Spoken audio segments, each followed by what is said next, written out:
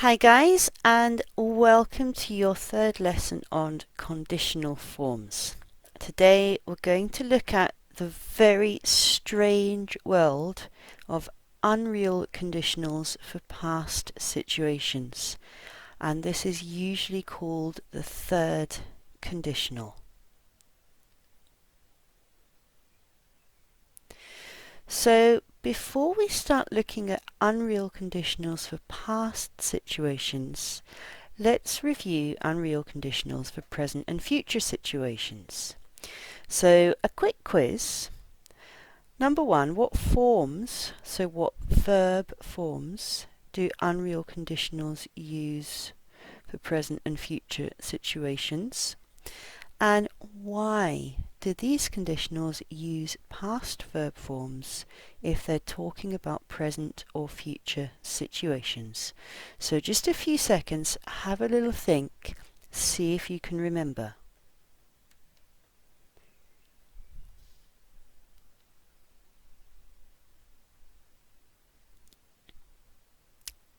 Okay, so these unreal conditionals for present and future situations use a past verb in the if clause and a modal verb in the main clause. And you can think of the past verb as a remote verb that allows you to talk about remote possibilities.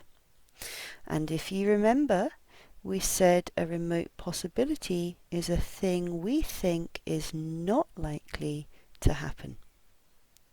So I quite like going for a run here or there. Usually I might run perhaps 3 to 5 miles, maybe twice a week.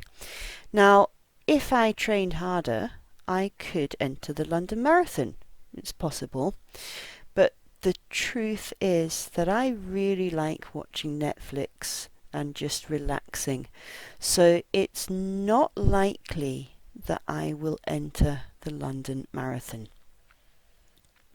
So this is our if clause here with the past verb form, and this is the main clause with the modal verb. And this past verb is making this situation remote, okay? This is not me. This is not likely to ever be me.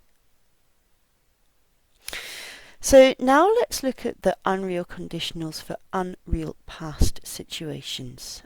And I'm going to start by telling you a true story. So this is a real past situation.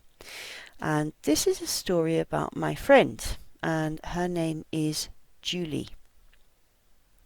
And when Julie was at university, she was in her final year and she had a lot of studying to do. And Julie got quite bored, to be honest. She didn't enjoy the studying anymore. And one day or one evening, she decided to go out and have some fun because she was so bored. And she went to a bar and she met this very, very handsome man. His name was Dan. And in fact, Julie and Dan fell in love and they got married in 2015. Unfortunately, though, Julie didn't pass her exams. Probably she was a little bit distracted. So this is a true story, okay? And if you just look at the verb tense, I'm using the past simple here because I'm talking about things that are facts in the past.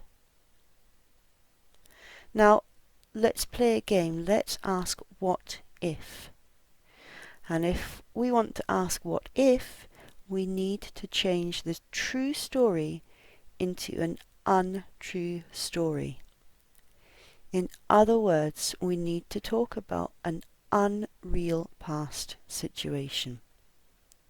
So, I have a friend called Julie, and Julie was at university, and Julie didn't like studying very much. In fact, Julie was really bored and unhappy.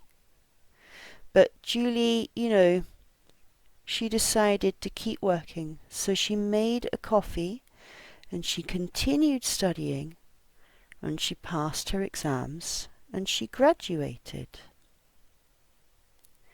Now, if we imagine this untrue past situation, Julie didn't meet Dan. And because she didn't meet Dan, she didn't fall in love and get married. So we could say if Julie hadn't gone out, she wouldn't have met Dan and fallen in love with him, but she would have passed her exams. Okay, so what's going on? Julie met Dan and they got married in 2015. This is a fact. We can imagine Julie's life without Dan, but this is not a fact. So when we talk about unreal present and future situations, we use remote forms like the past simple or the past continuous. If we want to talk about an unreal past, such as Julie not meeting Dan, we have to use a form which is even more remote, and we have to use the past perfect. So the past perfect is a very, very remote form. So in other words, it makes things feel very, very far away from us. If Julie hadn't gone out, she wouldn't have met Dan and fallen in love. So in the if clause here, we've got the past perfect. In the main clause here, we've got a modal verb. Now I'm using would or wouldn't. And then really strangely, we've got the present perfect. Okay. So past perfect is made of had plus verb 3. You might know verb 3 as the past participle. That is okay. This modal, then over here we've got a modal plus have plus verb 3. And again, verb 3 is sometimes called the past participle. Both are okay. And this form, modal plus have plus verb 3, has a name. It's the modal perfect.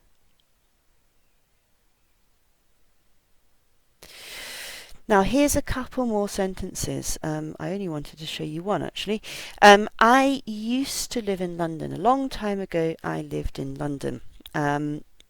I haven't lived in London for a long time, but maybe if I had stayed in London, I would never have taught English.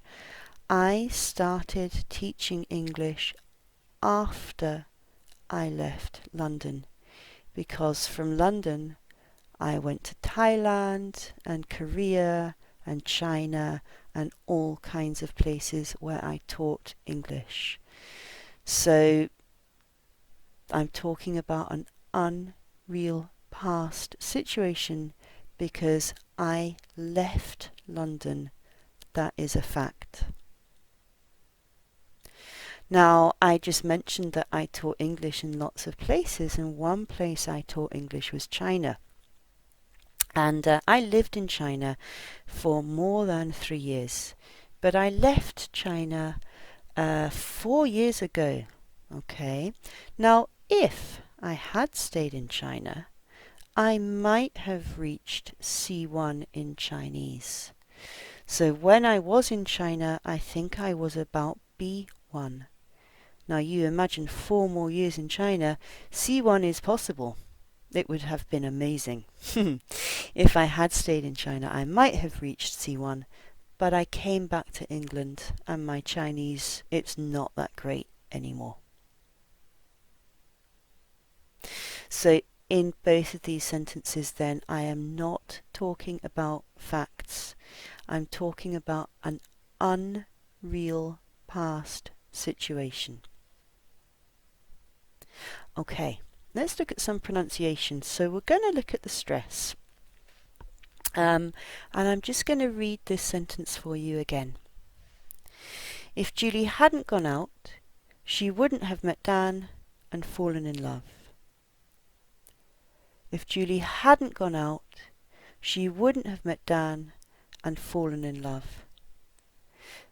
So here, these are really quick. These auxiliary verbs are super, super quick and very difficult to hear. And that makes this form even more challenging for you guys because it's so hard to focus on when people are talking. Ooh, here's a little bit more pronunciation. I'm going to read you this sentence. If I'd stayed in London, I would never have taught English. And again, you can hear this actually becomes a contracted form. If I'd stayed in London, I would never have taught English. So again, quite challenging for you to hear. Alright, so here's a quick summary for you. Unreal conditionals for unreal past situations. So we're basically talking about a past that did not happen.